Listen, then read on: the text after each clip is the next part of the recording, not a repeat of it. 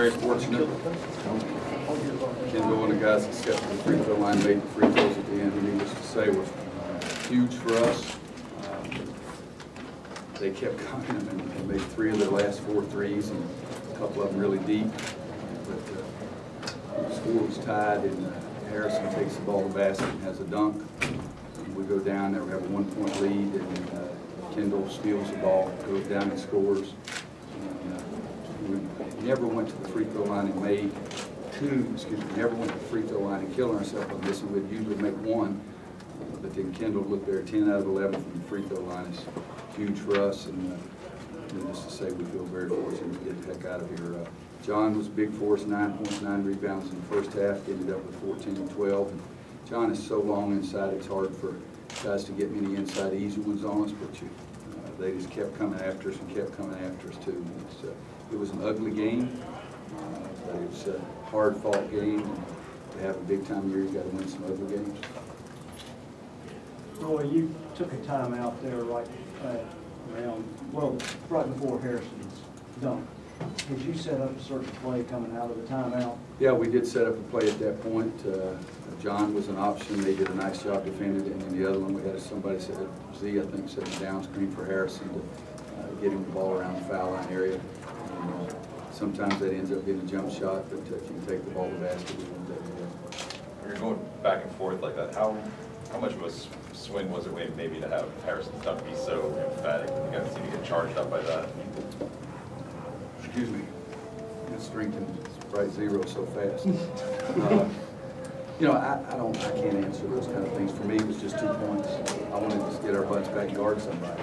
And that was when Kendall came up with the steal and then takes it down and scores. So to me, that was even bigger because then it's more than one possession. But there's no question we fired Harrison up, and our team, our bench, the whole crowd for us. But again, to me, it's just 2 points. I still dream about dunking, and I'm the only 60-year-old in America that does that. So talk about the impact that Marshall's had on your team since you've gotten in conference play. Well, he's been big. He didn't play very well in the first half today at all. He had 3 turnovers, I think, at halftime. And he ended up with 3, if that's true. Did he have 3 at halftime? Yes. So to play against Clemson, they're good defensively. And they wore him out a little bit with all the running different players added, picking them up to the board. We didn't do a very good job attacking that. The pressure just got us standing still, looking around, and we've got to do a heck of a lot better job against pressure defense. We've got to do a better job of getting the other guys moving. But it was he was big on the free throw line. So you think of those things right there. To play the whole second half without any turnovers and go 10 for 11 from that line is pretty important. It's the 3rd conference win, scored 64 points or fewer twice in the road. What does it say about the team that when they're not having a night like they had at BC or against Florida State, they can still grind out a win like this? I think if you go back to every team I've ever coached, we always said we want to win in the 90s, but we've got to be able to win in the 60s. And we work on it all the time.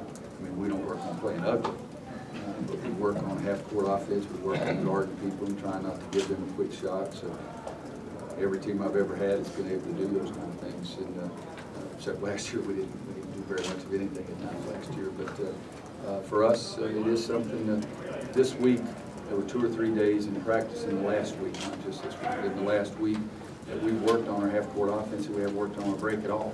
Maybe I should go back and start working on our break a little bit more, but for us, you got to be able to play both ways. Jordan Grant's had a real good year, but I think against you guys, he's had a total of 2 points in 2 games. Is it just the length that Penn and Zeller have? Do you think that bothers him? What do you think has been the difference for you guys? Well, I hope that's what it is, because we still have them the rest of the year. So it's something that you have to play him again. But he's really a good player, and we've been very fortunate to catch him on 2 days that he has shot the ball like that. But John is really long. He affects some shots that he doesn't even block. He had 4 blocks today. Z had a couple of blocks, and they only gave him 1 because one of them gave him a foul on him. But those guys inside are a big-time obstacle for the other team to get something around the basket. And when John blocked his first shot of the day, that enthuses John a little more. I don't know what it does to Graham. How much of this so-called playing ugly is as much attributable to the kinds of defenses that seem to be more prevalent in the league this year? Well, we've played pretty a couple of times too. I think it is great defense. I think Clemson is one of the best defensive clubs in our league. Some of it for us is our immaturity.